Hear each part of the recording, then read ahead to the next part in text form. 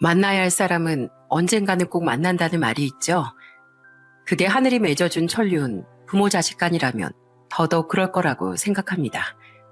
하지만 인생이 참 야속하고 심술맞은 것이 그렇게 찾고자 할 땐 못 찾아서 지나간 세월을 돌아오게 하더군요. 저 역시 그랬습니다. 피치 못할 사정으로 아들을 보냈는데 그 때문에 아들에게 너무 큰 상처와 상실감을 안겨주고 말았어요. 그래서 오늘 전 차마 말로는 다 못했던 가슴 아픈 제 사연을 아들에게 들려주고자 이렇게 사연을 보내봅니다. 안녕하세요. 저는 올해로 72이 된 박복한 늙은이입니다. 그 기나긴 세월을 지금껏 살면서 온갖 풍파를 참 많이도 겪었죠. 아직 어리고 젊었을 적엔 그때 이랬으면 어땠을까, 저랬으면 어땠을까 하는 생각도 많이 했었는데 이 나이가 되고 보니 그런 것도 다 부질없더군요. 인생은 변덕스러운 날씨 같아서 오늘은 화창해도 내일이면 폭풍우가 몰려오기도 하니까요. 그도 그럴 것이 어릴 때 저희 집은 꽤나 유복해서 동네에서도 아주 유명했습니다. 논도 밭도 많아서 매년 농사철엔 온 동네 일꾼들이 죄 저희 집에 몰려들곤 했어요. 덕분에 바쁘신 어머니를 도와 그런 손님들과 일꾼들을 위한 새참이며 끼니를 들고 나르던 일이 마치 어제처럼 생생합니다. 그땐 정말이지 아무것도 걱정할 것이 없었던 그런 때였어요. 하지만 어머니께서 갑작스런 병환으로 돌아가시고 그 충격으로 아버지가 쓰러지면서 제 좋은 시절에도 먹구름이 드리웠습니다. 그때 제 나이가 겨우 20살 남짓이었는데 청천벽력도 그런 청천벽력이 없었죠.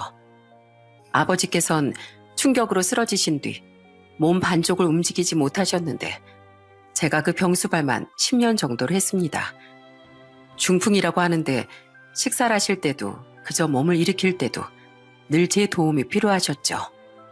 선자야, 아빈 괜찮으니 이제 너도 결혼해서 가정을 이루어야 하지 않겠니? 이 애비 때문에 이러다 네가 혼자 늙어 죽을까 그게 걱정이구나. 이 애비 걱정이랑 하지 말고 선이라도 보렴. 내 저기 중매쟁이한테 연락 넣어둘 테니까 애비가 돼선 딸 자식한테 짐이 되고 싶진 않구나. 아버지, 무슨 그런 말씀을 하세요. 자식이 부모님을 모시는 건 당연하잖아요. 어머니 돌아가시고 아버지 얼마나 힘드셨어요. 저 하나도 힘들지 않아요. 그냥 지금은 아버지 곁에서 모시면서 도와드릴 거예요. 그리고 너무 걱정하지 마세요. 제 짝도 어딘가 있겠죠. 때 되면 저도 어련히 알아서 결혼하려고요. 하지만 그렇게 아버지 병수발을 들다 보니 20살 꽃다운 나이는 한순간에 다 지나고 저는 금세 30을 바라보고 있었습니다. 지금이야 여자 나이 30이 결혼하기 늦은 때는 아니지만 그때는 달랐어요. 그 나이면 벌써 애엄마가 되고도 남을 때였죠. 그러니 노처녀로 나이만 먹는 절 병든 아버지께서 몹시 걱정하신 것도 무리는 아니었습니다. 근데 집신도 제 짝이 있다고 후처 자리나 알아봐야 할 거라던 제게도 인연은 생기더군요.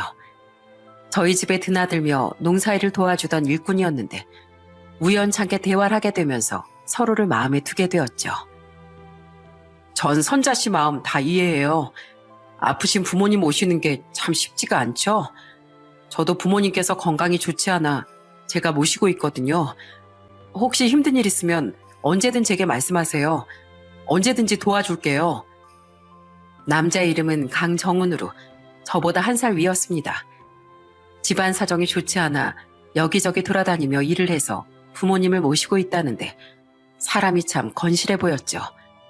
하지만 아버지께 슬쩍 말씀을 드리려고 이야기를 꺼내니 어찌된 일인지 아버지께서 그 남자를 몹시도 못마땅해 하셨습니다. 이유를 캐물어도 말씀을 해주시지 않아 알 수 없었지만 차마 결혼하고 싶다 이야기를 꺼낼 수가 없었죠.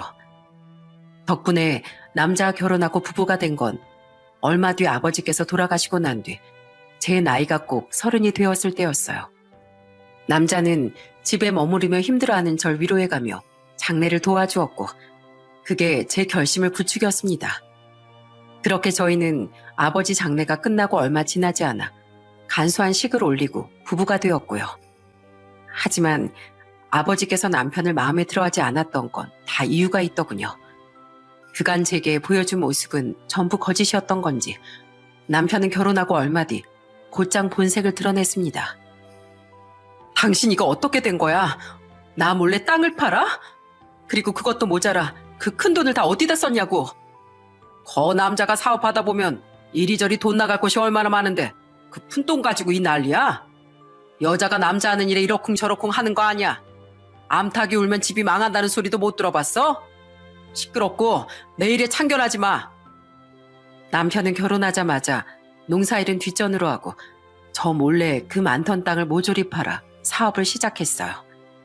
그것도 모자라 사업을 핑계로 매일같이 술을 마시고 여자를 만나는데 그 씀씀이가 정말이지 상상을 초월했습니다.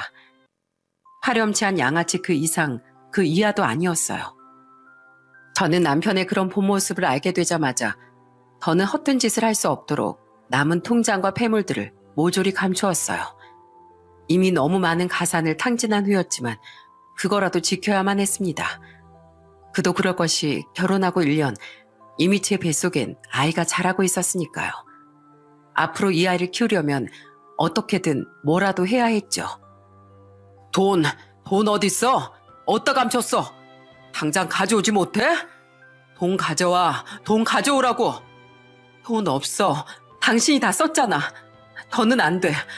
그 돈 당신 돈 아니야. 우리 부모님이 물려주신 우리 집 재산이라고. 이 여편 내가 감히 가장이 하는 일에 따박따박. 오냐, 오늘 너 죽고 나 죽자. 그 사실을 뒤늦게 한 남편은 화를 내며 주먹을 휘둘렀습니다.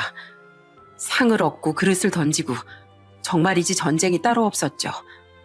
다행히 평소 집안일을 도와주시던 아주머니께서 저를 도망시키고 남편을 말려주셔서 뱃속의 아이는 지킬 수 있었지만 모든 것이 너무나 후회스러웠어요.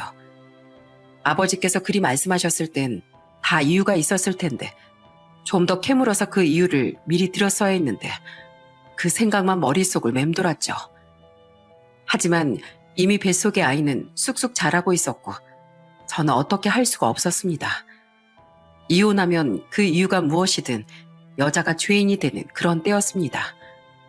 저는 그저 아이가 태어나면 남편이 정신 차리고 가정에 충실하길 기도할 수밖에 없었어요.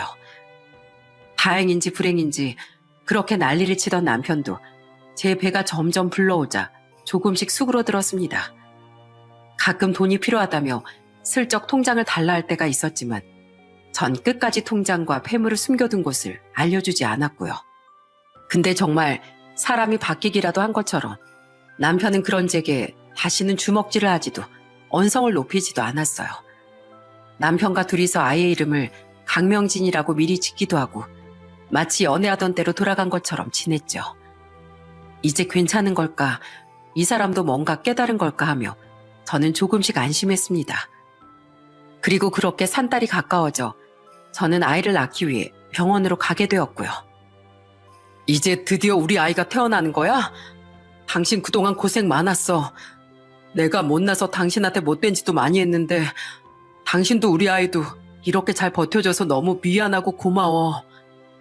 남편은 드디어 우리 아이를 만나볼 수 있는 거냐며 호들갑을 떨며 기뻐했어요. 그리고 저를 병원에 데려다 주고는 급하게 처리할 일이 있으니 금방 다녀오겠다며 자리를 떴죠. 근데 진통이 시작되고 출산을 들어갈 때까지도 남편은 돌아오지 않았습니다. 너무 불안했어요. 무슨 일이 생긴 건 아닌가, 혹시 사고라도 났나 그런 생각을 하다 문득 집에 숨겨둔 통장과 폐물이 머릿속을 스쳐갔는데 설마 했죠. 그래서 출산실에 들어가기 직전에 아주머니께 혹시 집에 무슨 일이 있나 봐달라 말씀을 드리고 그리고 들어갔는데 8시간의 산고 끝에 해산을 하고 나온 제게 청천벽력 같은 소식이 기다리고 있었습니다.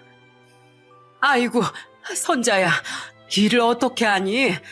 아무래도 그놈이, 그 망할 놈이 글쎄 결국 일을 친 모양이다. 집이 온통 난장판이야.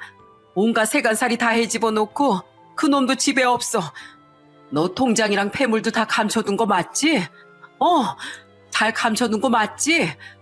이 일을 어떡하니? 이 일을 어떡해? 저는 그 소식을 듣자마자 누워있던 자리에서 벌떡 일어났어요. 기진맥진해서 고개를 끄덕일 힘조차 없었는데 어디서 그런 힘이 나는지 정신이 번쩍 들더군요. 그리고 저를 만류하는 병원 사람들과 아주머니를 죄뿌리치고 겨우겨우 택시를 잡아 집에 달려갔는데 정말이지 집이 엉망진창이더라고요. 무슨 태풍이라도 휘몰아친 것처럼 온갖 가구며 이불, 그릇 등의 세간살이가 여기저기 뒹굴고 폐가처럼 변해 있었죠. 정신 나간 사람처럼 통장과 폐물을 숨겨둔 곳으로 달려가니 역시나 사라지고 없었어요. 범인은 보나마나 제 남편이 분명했고요. 마을 분들께 부탁해 남편을 찾아 여기저기 수소문하고 동네며 읍내를 샅샅이 수색했는데 그 사람은 이미 사라지고 없었습니다. 어디서 봤다더라, 거기 잠깐 들렸다더라 정도의 소문만 파다했죠. 다시 병원으로 돌아가 3일 정도 몸조리를 하고 아이를 얻고 집에 다시 돌아왔을 때 그 참담한 기분은 정말이지 말로는 다 설명을 못할 거예요. 남편이 이미 어머니 아버지와 함께 했던 이 정든 집마저 팔아먹은 지 오래라 집마저 비워줘야 했거든요. 그나마 아직 쓸만한 세간살이 다 처분하니 사글세방 얻을 정도는 돼서 그렇게 아이와 함께 힘겨운 생활을 시작했답니다. 농장이며 시장일이며 가리지 않았어요. 하지만 젖먹이까지 등에 업고 그렇게 일을 한다는 게 정말 쉽지 않더라고요. 매일매일 팔다리가 부서져라 밭을 메고 시장에 나가 또 그 무거운 박스들을 조금씩 날라 정리하고 그땐 잠을 잔다기보다 기절하는 것에 가까울 정도로 체력이 붙이더라고요. 그리고 그 피로가 몸에 쌓이며 일이 터지고 말았고요. 아이고, 애기 엄마, 왜 이래? 정신 좀 차려봐. 이러다 사람 잡겠네, 사람 잡겠어. 결국 전 시장에서 일하던 중 쓰러져 정신을 잃고 말았고 그대로 병원에 실려갔어요. 제가 쓰러지면서 등에 있던 아이까지 떨어지는 바람에 시장이 한바탕 뒤집어졌고요. 천만다행으로 아이는 다치지 않았고 저는 영양실조에 과로라는 진단을 받았지만 병원에서는 최소한 한 달은 쉬어줘야 한다며 이러다 정말 큰일 날 수 있다고 경고했습니다. 하지만 아이까지 있는 마당에 제가 쉴 여유는 없었어요.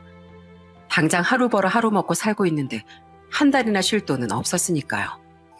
하는 수 없이 식당에 부탁을 해 아이를 잠시 맡길 곳을 찾는데 평소 저를 안쓰럽게 생각하시던 식당 아주머니께서 그러시더군요. 차라리 아이를 돈 많은 집에 입양을 보내는 게 어떻겠느냐고요. 이러다 사람 잡겠어. 봐, 너만 힘든 게 아니라 애도 위험하잖아. 차라리 애 입양을 보내고 나중에 만나러 가는 게 낫지 않겠어? 저기 윗마을에 김씨도 아들이 없어서 입양하려고 한다던데 내가 이런 일 처리해주는 곳을 알아. 내 한번 이야기해볼게. 일단 사람이 먼저 살아야지. 저는 그럴 수 없다 버텼지만 아주머니께선 제게 잘 생각해보라 여러 번 말씀을 해주셨어요. 이렇게 제대로 먹이지도 입히지도 못할 바엔 차라리 그게 낫지 않겠느냐고. 이러다 또 쓰러져서 애가 다치면 또 어떡하느냐고요. 그 말을 듣고 집에 와 아이의 얼굴을 가만히 들여다보는데 갑자기 눈물이 왈칵 쏟아지더군요. 뺨에 포동포동 살이 올라올 나이인데 배가 고파 손가락만 쭉쭉 빨고 있는데도 쥐어줄 과자 하나 없는 그 현실이 너무나 가슴 아팠어요. 몇 날 며칠을 아이를 안고 울며 얼마나 고민을 했는지 모릅니다. 정말 이게 맞는 걸까? 이렇게 내 아이를 보내는 게 더 최선일까? 못난 엄마 만나서 내 아이까지 불행해지는 건 아닐까? 엄마가 미안해. 엄마가 못나서 너까지 이렇게. 명진아, 엄마가 나중에 꼭 보러 갈게. 그러니까 거기 가서도 건강하게 잘 지내야 돼. 맛있는 거 많이 먹고 따뜻하게 감기 걸리지 말고. 엄마 때문에 너까지 불행해지면 안 되잖아. 엄마가 미안해. 엄마 용서해줘. 결국 저는 고민 끝에 아주머니께 입양을 부탁드렸습니다. 그렇게 결정을 내리고도 또 한참을 고민했지만 윗마을이라면 먼 거리도 아니니 아이를 가끔은 만나러 갈 수도 있을 거라고 그렇게 생각했어요. 나중에 사는 게 나아지면 그때 또 만날 수 있다고 그렇게 말이죠. 그렇게 아이를 입양 보내고 저는 한동안 몸을 추스렸습니다. 그리고 정말 억척같이 소처럼 일했어요. 돈이 된다면 힘을 쓰는 일도 가리지 않고 그야말로 일만 했습니다. 그래도 일을 잘하니 여기저기서 많이 불러줬고 덕분에 저는 겨우 좀 집다운 집을 구할 수 있었습니다. 근데 그렇게 겨우 생활이 안정되었을 때 아들을 한번 멀리서라도 보고 싶어 찾으려고 하니 애를 도무지 찾을 수가 없더군요. 그래서 그때 그 식당 아주머니께 물어보니 김 씨에게 입양된 게 아니었냐며 도리어 놀라셨고요. 그 말을 들은 전 반쯤 정신이 나가서 아주머니께서 알려주신 입양기관을 곧장 찾아갔습니다. 그런데 알려줄 수 없다며 계속 버티던 직원이 제 아이가 미국으로 입양이 되었다고 하는 겁니다. 제발 제 아이 찾을 수 있게 도와주세요. 네? 우리 명진이 미국에 보낸다는 이야기 저는 몰랐어요. 그냥 윗마을에 아들 원하는 곳이 있다고 해서 그럼 언제든 만날 수 있을 거라 해서 보낸 건데 저 우리 아이 없이 못 살아요. 제발 알려주세요. 뭐라도 좋으니까 내 아이 좀 찾을 수 있게 도와줘요. 저는 직원에게 매달려 아이를 찾을 수 있게 도와달라고 애원했어요. 직원은 곤란하다는 표정을 짓더니 명진이가 서울에 있는 기관으로 보내진 다음 미국으로 보내졌다는 걸 알려줬습니다. 저는 명진이를 찾기 위해 서울행을 결심하고 다음날 곧장 짐을 싸 버스에 올라탔어요. 낯선 서울 땅에 아는 사람이라고는 하나 없었지만 두렵지 않았습니다. 그저 내 아이를 다시 만날 수 있다면 그것만으로도 좋겠어요. 그렇게 낯선 서울에 올라가 또다시 좁아 터진 방을 하나 얻고 매일같이 입양기관을 들락날락하며 눈에 불을 켜고 아들 소식을 수소문했어요. 당장 입에 풀칠은 해야 하니 집 근처 식당에서 열심히 일을 하며 그렇게 지냈죠. 다행히 식당 사장님이 참 좋은 분이라 제 사정을 많이 봐주셨습니다. 사장님 성함은 이성식으로 저보다 3살 위셨는데 아내를 출산 중에 잃은 터라 제 상황을 잘 이해해 주셨죠. 제 사정을 듣고 입양 기간을 함께 가주기도 하고 미국으로 입양된 아이들을 찾는 방법에 대해서도 여러모로 알아봐 주셨어요. 그 사람 많고 낯선 도시에서 그분이 제게 얼마나 위안이 되던지. 한 번은 제가 곧불이 들어 일도 못하고 쉬고 있는데 손수 죽을 끓여가져와 주신 적도 있었어요. 그러면서 제가 사는 방을 보고 놀라시며 가게에 있는 방을 내주시겠다 말씀하시는데 눈물이 자꾸만 나서 정말이지 혼이 났습니다. 선자씨, 애를 찾으려면 선자씨가 먼저 건강해야죠. 이런 곳에서 살면 건강한 사람도 아프겠어요. 그러지 말고 가게에 딸린 방이 하나 있는데 그리로 들어와서 살면 어때요? 거기가 여기보다 훨씬 넓고 깨끗해요. 식당에 딸린 방이니 먹을 것도 걱정 안 해도 되고요. 본래 일하는 직원들한테 그냥 내주는 방이니까 걱정할 필요 없어요. 얼른 기운 차리고 건강해지려면 환경이 중요하잖아요. 염치 없지만 저는 그 제안을 감사히 받아들였습니다. 그도 그럴 게 돈을 조금이라도 더 아끼고 모아야만 했어요. 아이를 찾는 것도 중요하지만 데려올 수 있게 되었을 때 생각해야 했으니까요. 하지만 그렇게 도움을 받아 나아진 제 상황과는 다르게 아이의 소식은 여전히 알 수가 없었어요. 미국에 간 뒤 파양당해 다른 쪽으로 또 입양된 것 같다는데 그걸 한국에서는 찾기 힘들다는 답변뿐이었죠. 하지만 저는 도저히 아이를 포기할 수 없었고 계속 여기저기 수소문하며 미국 소식을 알아봐 줄 사람을 찾아다녔습니다. 사장님은 그런 절 물심양면으로 도와주며 마치 가족처럼 지지해 주셨고요. 그리고 그렇게 절 도와주시는 사장님과 전 서로에 대한 마음을 확인하고 연을 맺게 되었습니다. 사실 처음엔 나 같은 사람이 이런 사람과 함께해도 될까 그런 생각을 안 한 건 아니었어요. 그래서 청혼을 한번 거절했는데 사장님께서 그러시더군요. 그냥 자신을 의지해 주었으면 좋겠다고요. 선자 씨가 한번 결혼했다는 것도 애가 있다는 것도 저도 잘 알아요. 근데 전 그냥 선자 씨 곁에서 지켜주고 싶어요. 명진이 찾는 거 제가 도와줄게요. 여자 혼자선 아직 세상이 너무 힘들잖아요. 전 그냥 선자 씨가 절 의지해 줬으면 좋겠어요. 시댁에선 저를 탐탁지 않아 했지만 저희 둘 다 나이가 있으니 그럭저럭 넘어갈 수 있었어요. 그렇게 전 사장님과 두 번째 결혼을 하게 되었습니다. 그때가 제 나이 38이었죠. 결혼하고의 생활은 정말 행복했어요. 남편이 워낙 잘하기도 잘했고 늦은 나이에 아이까지 금방 생겨서 모든 게 완벽했습니다. 미국에 있을 명진이를 생각하면 너무도 마음이 아팠지만 뱃속의 아이를 생각해 식당 일도 그만두고 입양기관에 방문하는 것도 줄였습니다. 나이가 나이인지라 유산 위험이 있다며 병원에서 조심하라고 하니 어쩔 수 없었죠. 다행히 아이는 건강하게 태어났고 잘 자라줬어요. 둘째 이름은 남편과 둘이 머리를 맞대고 고민해 이두연이라고 지었습니다. 아이가 자라는 동안 남편 식당은 점점 장사가 잘 돼서 규모가 많이 커졌고 그야말로 내 인생에 또 이런 날들이 올까 싶은 날들이 계속되었답니다. 하지만 호사다말하고 좋은 일이 계속되니 이번엔 자식이 말썽이었어요. 바로 두연이가 자라고 중학교 고등학교를 들어가며 이런저런 일들로 제 속을 썩이기 시작한 거였죠.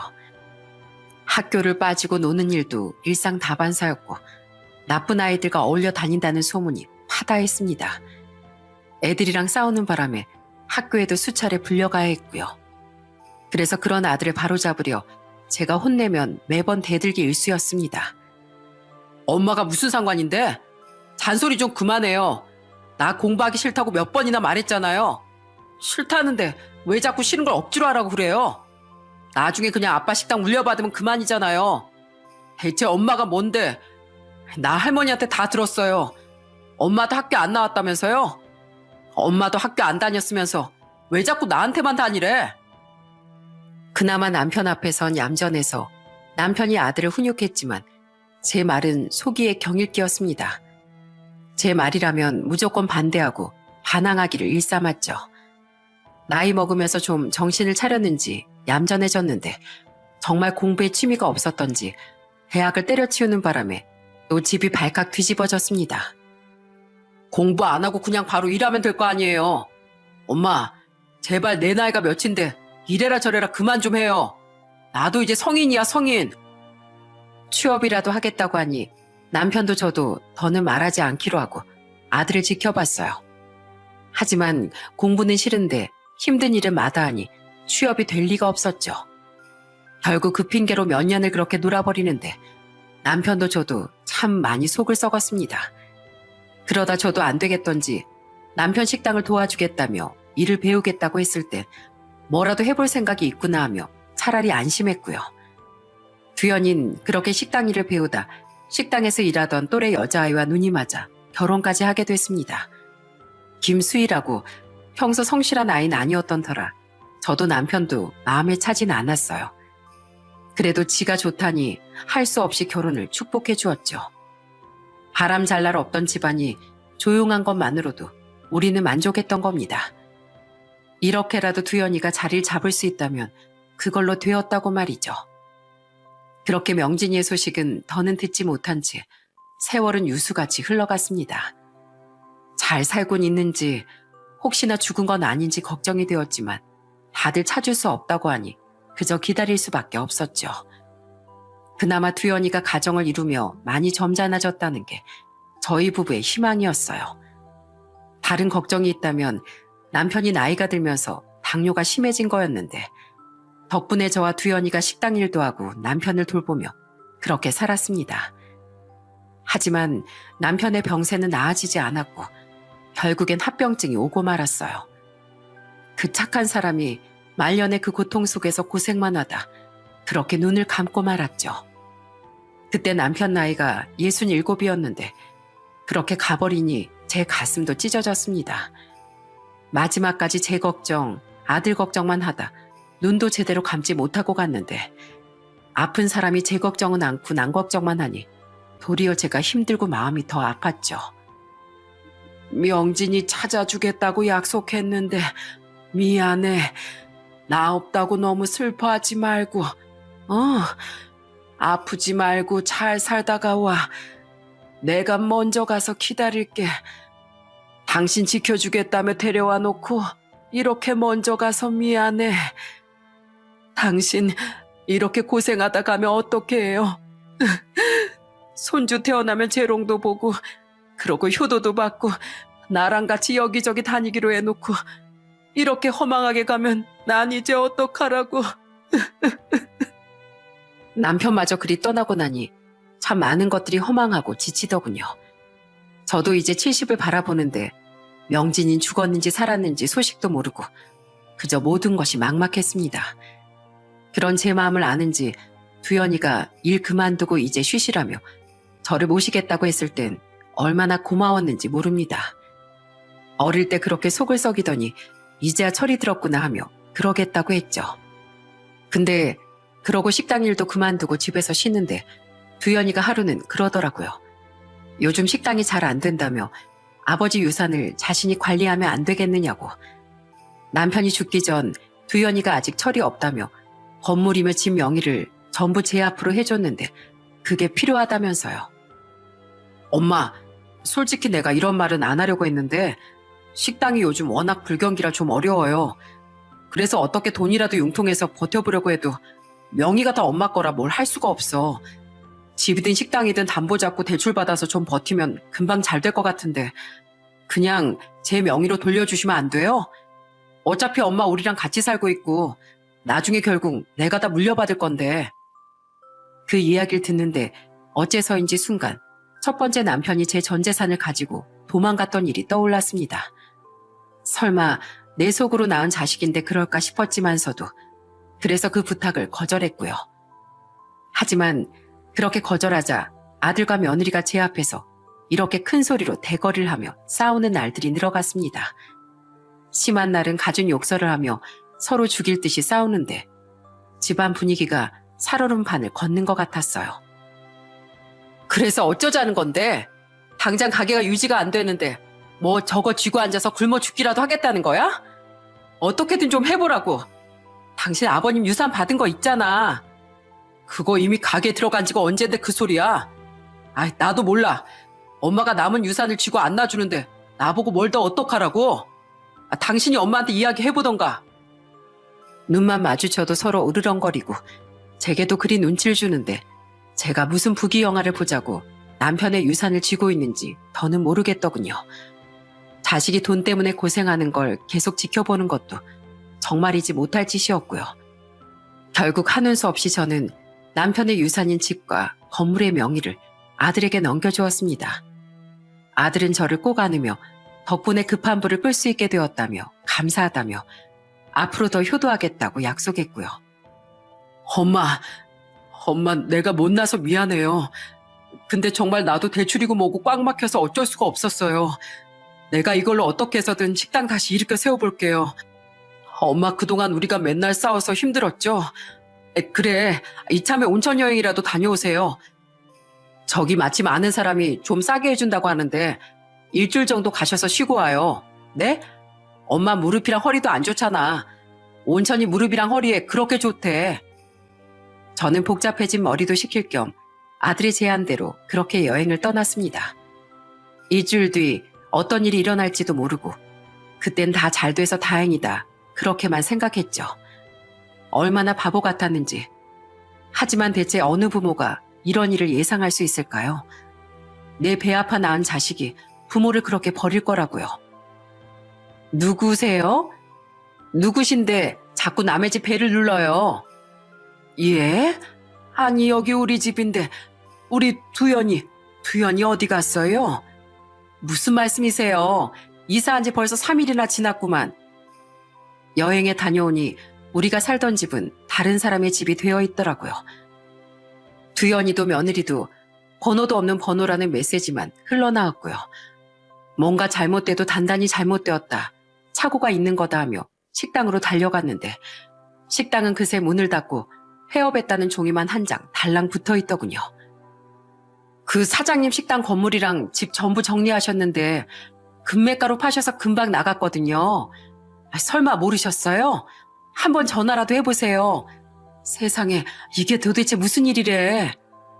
너무 놀라 근처에 있는 부동산을 찾아가자 정말이지 뜻밖의 이야기를 들을 수 있었어요. 저 몰래 아들 두연이가 남편의 유산을 전부 챙겨 사라진 거였습니다. 혹시나 해서 식당에서 일하던 직원들에게도 전화를 해봤지만 행방을 아는 사람은 아무도 없었어요.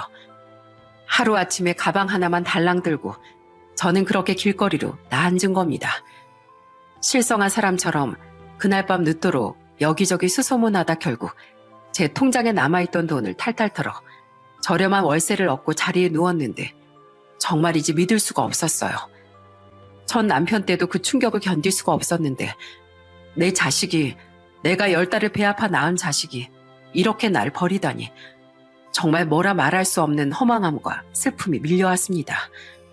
차라리 전부 그만둬 버릴까 하며 나쁜 마음도 수차례 먹었지만 다 늙은 이 나이에도 그러기가 쉽지 않았어요. 적어도 죽기 전에 명진이 소식이라도 듣고 그러고 가고 싶은 마음도 굴뚝 같았죠. 결국 저는 질긴 목숨을 차마 끊지 못하고 또다시 식당 일을 구해 입에 풀칠을 하며 그렇게 살아갔습니다. 혹시나 두현이나 명진이 소식이 올까 부동산이며 입양기관이며 여기저기 제가 사는 곳을 다시 일러두고 하루하루 그렇게 목숨만 연명했죠. 하지만 1년, 2년 제 나이가 70을 넘어 72이 되어도 아무런 소식도 들려오질 않았어요. 나는 하루하루 나이가 들어 쇠약해져 가는데 신이 있다면 참으로 제게 가혹하다는 생각이 들더라고요.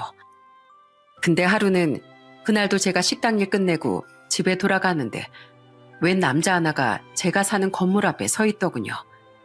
자그마한 원룸 건물이라 대강 사는 사람들은 다 아는데 누구인가 싶어 유심히 쳐다보았죠. 그런데 그 남자가 저를 보더니 제게 달려와서는 그러더군요. 혹시 성함이 어떻게 되느냐고요.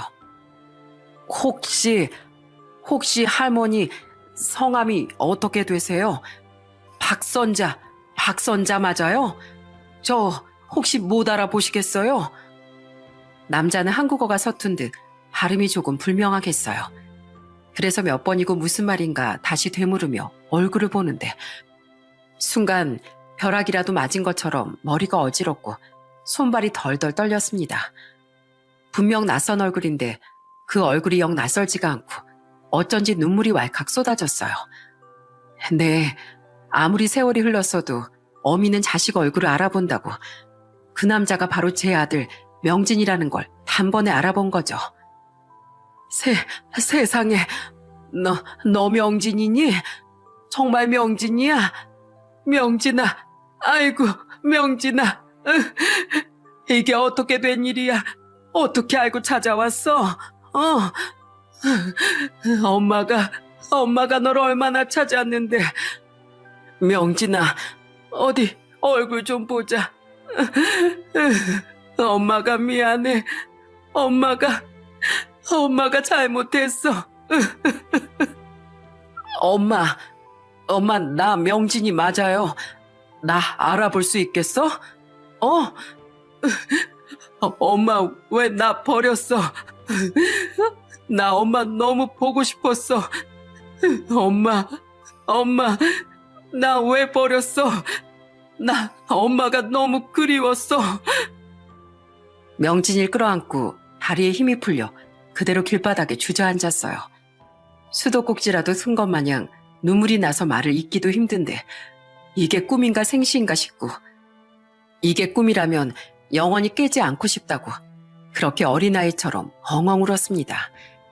명진이가 그런 저를 끌어안고 왜 자신을 버렸느냐며 엄마가 너무 그리웠다고 말하는데 내가 아들을 버렸다는 죄책감과 이렇게 살아서 다시 만났다는 기쁨이 주체가 안 되더라고요. 엄마 왜 나 버렸어? 나 엄마 너무 보고 싶었어요. 미국에서 애들이 입양하라고 놀리고 나만 다르다며 따돌릴 때 입양 간 곳에서 나 버렸을 때 엄마가 너무 원망스러운데도 너무 보고 싶고 그리웠어요. 엄마 나 왜 버렸어? 왜? 그런 거 아니야. 그땐 엄마가 너무 힘들어서 돈도 없고 너 먹이고 키울 수 있는 상황이 안 됐어. 엄마 때문에 너까지 불행해지면 안 되잖아. 너까지 배고프고 힘들고 아프면 안 되니까. 그래서 윗동네 돈 많은 집에 아들 구한다고 해서 그래서 거기로 보내려고 입양기관에 부탁했는데 엄마도 우리 아들을 얼마나 찾아다녔는데 엄마가 맨날 저기 가서 너 찾아달라고 부탁했었어. 어찌나 울었는지 온 동네에서 저희가 우는 소리를 듣고 다들 밖을 내다볼 정도였습니다. 한참이 지나서야 겨우 진정한 제가 명진이를 제 집으로 데리고 들어갔고요. 집에 들어서서 둘이서 또 울면서 날 어찌 찾았나 이야기하는데 정말이지 남편에게 감사하지 않을 수가 없었습니다. 남편이 죽기 전 미국 쪽 뉴스를 봤다며 유전자로 사람을 찾아주는 그런 걸 인터넷으로 등록해 준 적이 있었는데 명진이가 바로 그걸 통해서 절 찾아왔던 거였습니다. 나 엄마 오래 찾았어요. 그동안 계속 찾았는데 못 찾아서 포기하려고 했는데 유전자로 가족을 찾아주는 사이트가 있다고 해서 등록했더니 거기서 엄마 이름이 나온 거야. 나 그래서 그거 보고 무작정 한국에 왔어요. 얼마나 찾았는지 몰라요. 나 입양 보냈다는 거기도 가고 엄마 이름 알고 있어서 그래서 겨우 찾을 수 있었어. 엄마 나 정말 계속 찾고 있었어요. 난 엄마가 날 버린 줄 알았어요. 엄마 너무 보고 싶었어요. 근데 엄마 왜 이런 곳에 살아? 왜 엄마 혼자야? 나 엄마가 잘 살길 바랬는데 엄마 너무 아프고 힘들어 보여서 마음 아파요. 아니야 명진아, 엄마 하나도 안 힘들어. 엄마 괜찮아. 엄마 명진 이렇게 다시 만날 수 있어서 그래서 이젠 여한이 없어. 다 괜찮아. 엄만 이제 다 괜찮아. 그날 명진이와 그 비좁은 방에 함께 누워 밤새도록 이야기했습니다. 왜 제가 명진이를 그렇게 보낼 수밖에 없었는지 전후의 사정을 모두 설명했어요.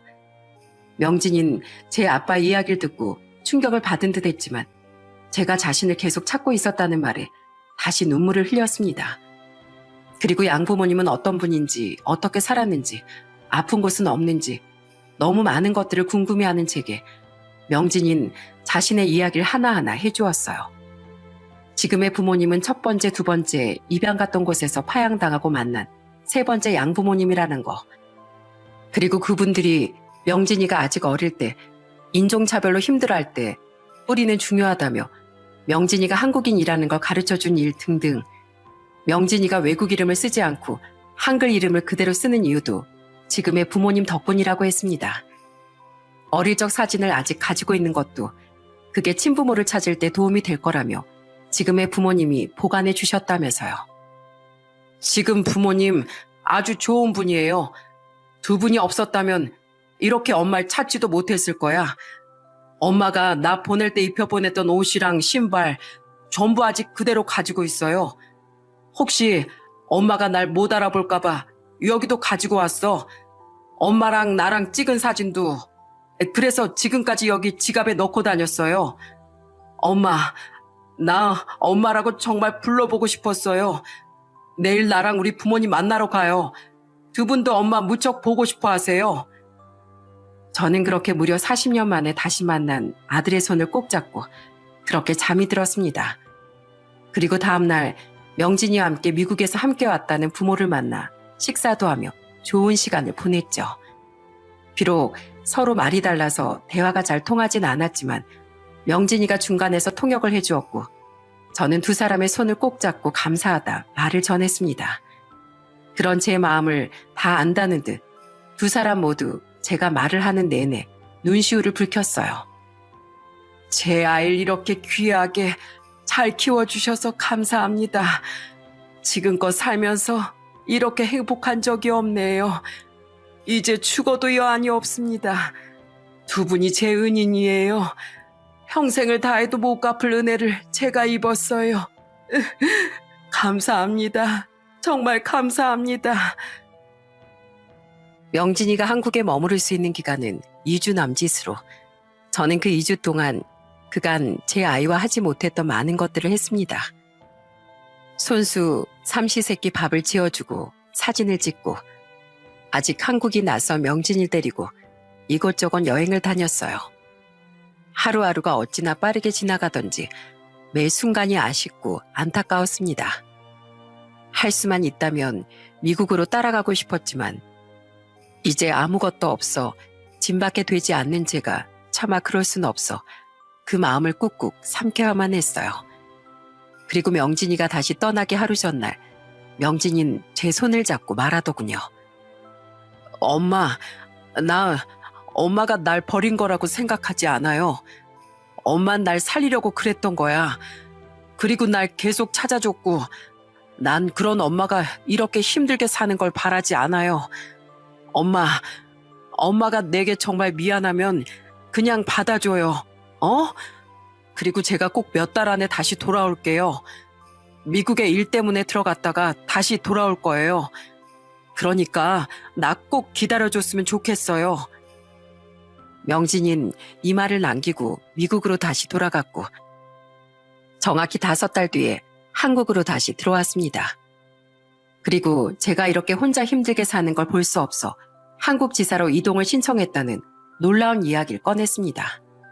엄마, 이제 내가 엄마 지켜줄게요. 나 엄마 모시고 살 수 있어요.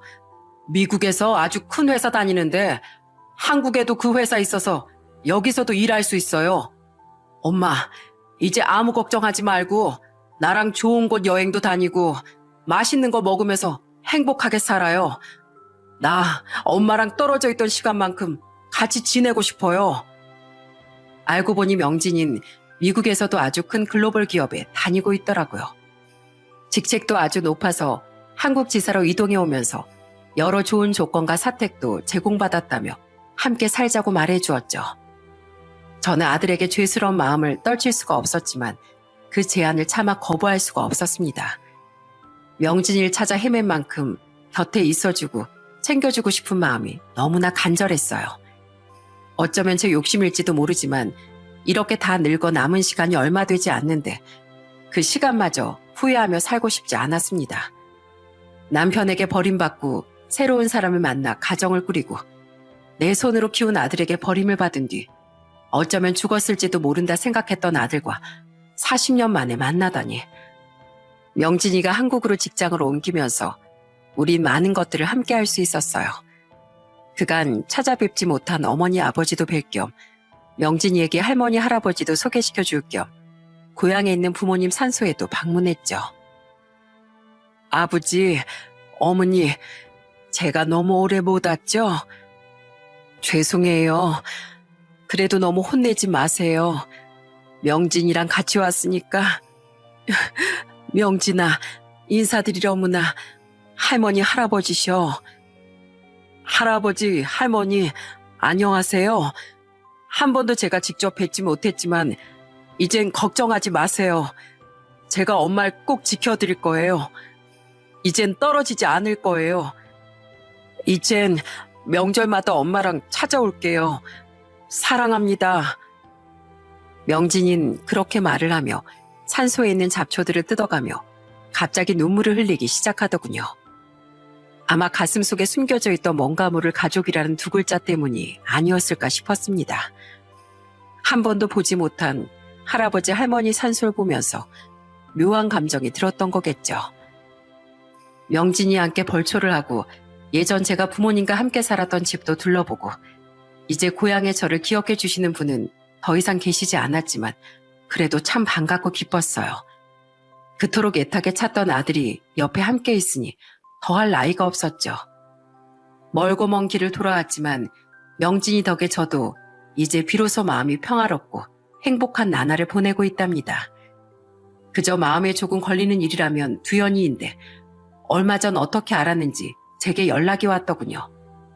그렇게 가지고 간 재산 홀랑 다 까먹고 제게 도와달라면서요.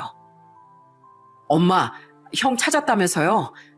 나 사실 너무 힘든데 엄마가 형한테 말해서 좀 도와주라고 해주면 안 돼요? 그때 일은 내가 잘못했어요. 근데 나도 어쩔 수 없었다니까. 빚쟁이들 때문에 급하게 도망가야 해서 그래서 그런 거야. 그리고 그거 내 잘못도 아니고 수희가 엄마까지 못 모신다고 자꾸 그러니까. 아무튼 엄마, 형이 돈을 아주 잘 번다면서요? 나 돈 좀 해주라고 말 좀 해줘요. 네? 너 그동안 그렇게 번호까지 바꾸고 엄마를 그렇게 버리더니 이제 와서 뭐? 돈을 달라고? 넣어줄 돈은 없어. 아니, 있어도 없어. 너 아직 말하는 걸 보니 정신 차리려면 한참 멀었구나. 넌 고생 좀 해봐야 돼. 그런 소리 하려거든 엄마라고 부르지도 마. 아유, 엄마, 내가 잘못했다니까요. 나도 정말 그러고 싶지 않았어, 엄마. 엄마, 제 말 듣고 있어요? 엄마, 엄마! 잘못을 전부 며느리 탓으로 돌리며 돈을 달라고 하는데 저는 아직 도저히 용서가 되지 않았어요. 그토록 바르게 키우려고 노력을 했는데 제 아버지 아래에서 어떻게 저렇게 자랐는지 이해도 되지 않았죠. 저는 두현이에게 넌 아직 정신 차리려면 멀었다 말해주고 냉정하게 전화를 끊었습니다. 그 뒤로 두현이는 며느리와도 이혼하고 취업자리 알아보려다 실패해 공장에 들어가 일을 하고 있다는데 사람이 그리 쉽게 변하는 법은 아니니 더 두고 볼 일이죠. 저는 이젠 두현이에 대한 마음은 점점 내려놓기로 했습니다. 이 세상에서 가장 어려운 게 부모 자식 관계라고 하는데 자식은 정말 세상에서 가장 어려운 존재이기도 하는 것 같아요. 어떤 자식은 40년이 넘는 세월 동안 자기를 버린 절 원망할 법도 한데 다시 찾아와서 자식으로서 도리를 다하려고 하고 또 어떤 자식은 평생 품고 살았는데 부모에게 이렇게 뒤통수를 치니 참 사는 게 마음 같지 않은 것 같습니다. 그래서 이제는 더욱 냉정해지려고 합니다. 무조건 감싼다고 자식이 올바른 길로 가지 않더라고요. 이제는 두현이가 이 험한 세상을 혼자 이겨내고 살아갈 때까지 저는 더욱 독해지고 냉정해지도록 하겠습니다. 요즘 영진인 부족한 한국어를 공부하며 열심히 한국 생활에 적응하고 일을 하고 있습니다. 참 멀고 먼 길을 돌아왔지만 잃어버린 아들을 찾아 저도 이제 겨우 발을 땅에 붙인 것처럼 평안합니다. 앞으로 제 남은 여생은 명진이와 함께 그간 함께하지 못한 것들을 하며 보내려고요. 그러고 보면 부모 자식 간의 연이란 것이 천륜이라 쉽게 끊어지지 않는다는 게 참 맞는 말인 것 같습니다. 긴 세월을 돌아왔지만 이렇게 다시 만나게 돼 정말이지 너무나 기쁘고 행복한 요즘이랍니다. 요즘 부모 자식 간에 돈 때문에 싸우고 버리는 일들이 뉴스에 종종 올라오는데 볼 때마다 어찌나 마음이 아픈지 그 일을 내가 겪고 나니 모두 남일 같지가 않다는 생각도 종종 듭니다. 피가 이어진 가족 간에 그런 일들이 없었으면 좋겠어요. 그리고 무엇보다 이 사연을 들어준 모든 분들도 부디 가족 간에 화목하고 내내 평안하기를 바랍니다. 기나긴 이야기 들어주셔서 정말 감사합니다.